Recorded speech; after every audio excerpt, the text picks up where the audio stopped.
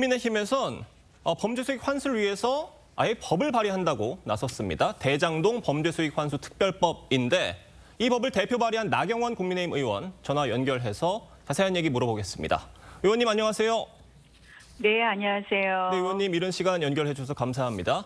자, 대장동 범죄수익 환수 특별법입니다. 대표 발의를 하셨는데 이 법안의 핵심이 뭔지부터 좀 설명해 주세요.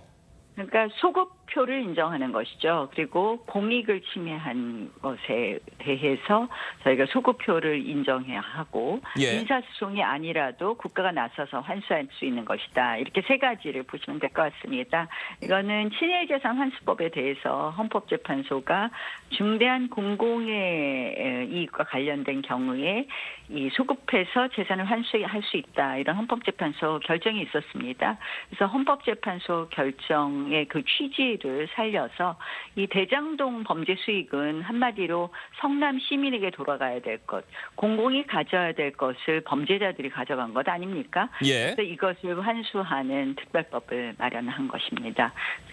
지금 말씀드린 것처럼 사실 민사소송이라든지 이런 경우로 갔을 때 시간이 장기화되고 다툼이 될 수 있기 때문에 이 수익은 고스란히 성남 시민 품에 돌리자 그런 취지로 발의했습니다.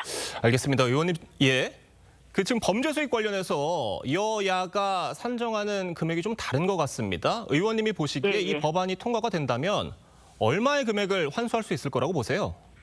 저는 대장동 범죄 수익으로 대장동으로 인한 발생한 범죄 수익을 고스란히 가져올 수 있도록 지금 설계하고 있다는 말씀을 드리고요. 지금 민주당은 이제 와서 숫자 줄이느냐고 급급하더라고요. 갑자기 1120억 원이라 그러고 민사소송에 의해서 구제가 가능하다고 하는데요. 아니 왜 이제 와서 숫자를 줄이는지 본인들 말한 것 본인들이 녹취록에서 얘기했잖아요. 4천억 원 그 돈잔치다. 4천억 원짜리 도둑질이다라고 본인들이 공범들의 진술에서 이야기한 거 아닙니까? 그런데 이제 더 올라서 7,800억 원이 되었는데요. 이 부분을 다 환수할 수 있도록 그렇게 설계하려고 합니다. 알겠습니다. 의원님 말씀 정리를 해보면 이 특별법의 핵심은 소급 적용 그리고 또 엄격한 심사 이런 부분들이라고 할 수 있을 것 같은데 이 선례로 친일재산 귀속 특별법을 언급을 해주셨습니다. 이게 어떤 면에서 선례가 될 수 있다고 보시는 거세요? 그러니까 소급표를 인정한 부분이고요. 그 친일재산 환수법이 나오게 된 이유가 결국 공공성 문제거든요. 이 공공의 이익, 공공의 이익을 침해한 부분이라는 것이기 때문에 대장동도 결국 핵심이 뭡니까? 성남 시민에게 돌아갈 그 공공의 이익으로 돌아갈 것을 범죄자들 품에 그대로 두고 있기 때문에 그것을 환수하자는 것 아니겠습니까? 그 두 가지 의미에 있어서 저는 친일재산 환수법을 충분히 적용할 수 있을 것이다 이렇게 보고 있습니다. 자, 다만 중요한 건 민주당이 협조해 주지 않는다면 이 법안이 현실적으로 통과되기는 힘든 상황 같거든요. 지금 여당이 반대할 경우에는 어떤 대안을 갖고 계십니까?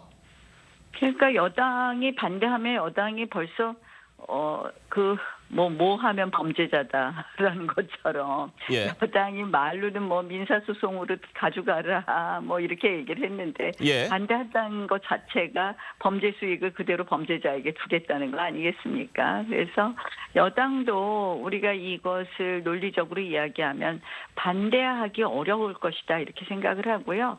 제가 이제 생각해 본 게 이거 말고 다른 건 없을까 이런 고민은 좀 하고 있습니다. 그래서 배당 무효 확인해소 같은 거 말씀들 하시더라고요.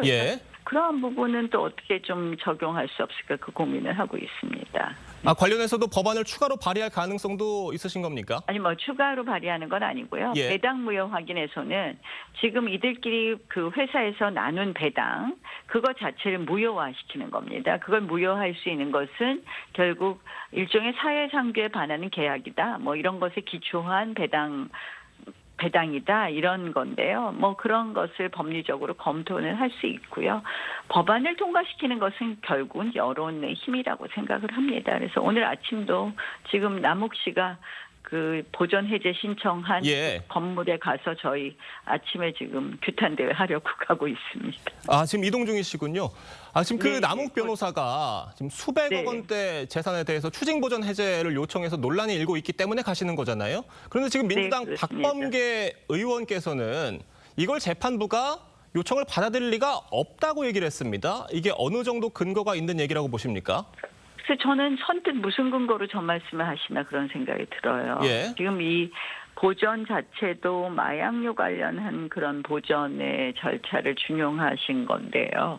이게 더 이상 그 이제 판결 선고가 났고 이미 추징이 안 될 것이 확정된 거잖아요. 그러니까 요청이 사실대로. 없더라도 해제를 해야 될 수밖에 없는 상황이라는 말씀이신 거잖아요. 예, 그렇습니다. 예. 예, 요청이 없더라도 해제할 수밖에 없는 그런 상황이기 때문에 이것을 재판부가 받아들이지 않을 것이다. 받아들일 이유가 없다라는 것은 무슨 근거인지 도저히 납득은 안 되지만 어쨌든 재판부도 여러 가지 지금 성남시가 요구하는 부분도 있고 그러니까 좀 더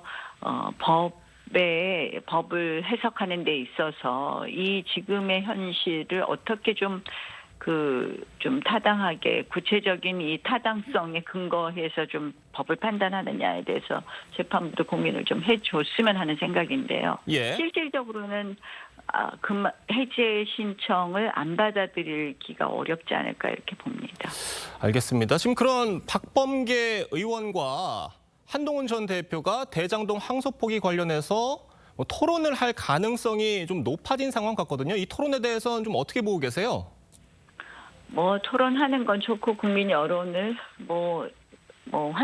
환기시키는 점에서는 의미가 있을 수 있다 이렇게 보고 있습니다. 그런데 이제 그것이 어떤 이 정치적 이벤트가 아니라 다 정치인들은 정치적 이벤트를 좀 더 큰 틀에서 양쪽 다 그런 취지로 하실 거라고 생산적인 토론이 생각하지만 될 수 있을 거라고 보십니까?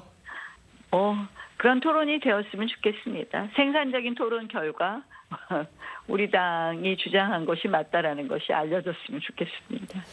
알겠습니다. 의원님 오늘 말씀 잘 들었습니다. 감사합니다. 네.